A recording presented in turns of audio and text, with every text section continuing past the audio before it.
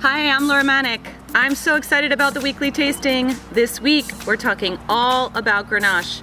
Grenache is also known as Grenache and Catalan, amongst many other names. But really, we're globetrotting all over the world in search of my favorite grape, which is Grenache. So we have 4 different reds, and they're all Grenache. There's actually one that's a blend. We're talking about Grenache from right outside of Madrid, talking about a Grenache from Australia, Grenache that's blended with Syrah and Mourvedre from the Rhone Valley, and then finally another example of Grenache from Spain, this time from Catalonia. Our first wine is Grenache based. As I mentioned, the whole pack is all about Grenache, and this particular wine is a new discovery for me. I'd never heard of this region or this winery, but this is Jimenez Landi. It's a wine from Mentrida, and Mentrida is an area just southwest of Madrid in Spain. Actually, my hero and favorite wine critic, I guess you can call her, is Jancis Robinson, and she's talking about this wine in her blogs as like one of the best values, one of the most exciting wines she's found thus far. So not to sound like a commercial, but I agree with you, Jancis.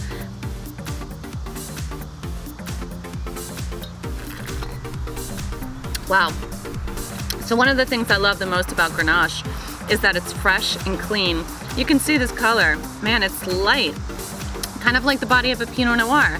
Even so much so that the texture is the same as Pinot Noir. But sometimes, and this is kind of a compliment to Pinot Noir, it's too tart, it's too acidic, and it's really kind of like not a lot of fruit. And yeah, it can be fruity in California, but Grenache is always sun-kissed. It's always that sort of sappy, jammy, raisinated version of Pinot Noir. Well, raisinated maybe not quite so, but really just like a little more exotic. I love saying that Mentrida, or this Grenache is like sun-kissed Pinot Noir. Cheers.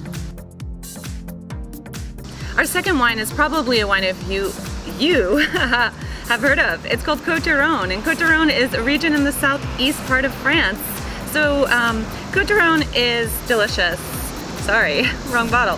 Côte d'Aron is delicious. This one is Jean-Louis, and this Côte d'Aron is a blend of mostly my favorite grape, Grenache, 85%, and about 10% Syrah, and 5% a grape called Mourvedre. And these are typical, these grapes are blended often, and not just in the Rhone Valley, but also in other places in the world.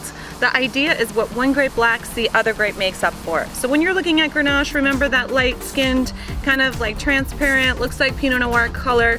Well, in this blend, you do have some of that, but then the Syrah gives it a little bit more purple kind of notes. The white pepper from the Grenache, the black pepper from the Syrah, and a little bit more color even from the Mourvedre. This is a wine that is French, and as such, it is a little bit more earthy and not as fruity as some of the other Grenaches out there in the market, like let's say from Australia, and we're gonna try one next.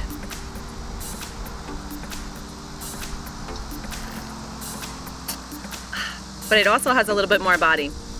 This is a wine that you could definitely have with like burgers.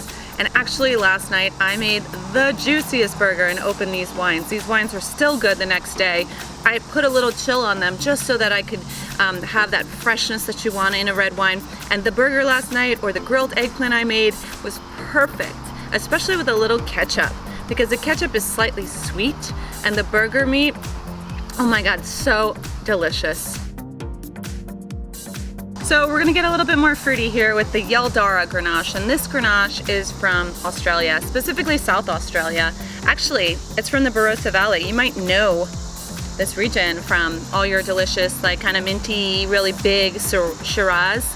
But this is Grenache 100%, and it's called Reuben. And this Grenache is really showing all of the versatility and the many faces of Grenache, which is why I love it. I mean, this is the perfect example of sweet and sour fruit.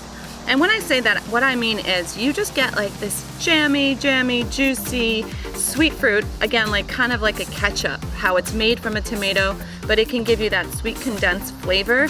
And then it has like a ton of like almost sausage and a meaty quality. I often say Grenache has like a ham, like a Iberico ham or pata negra or jamon serrano nose. Like it smells like cured meat. And this one, it's This is dreamy wine. I'm so excited for you to bring this to your friends and say, if you like Pinot Noir from the Russian River Valley, you're gonna love the Yaldara Grenache rather, because it is Australia. Cheers.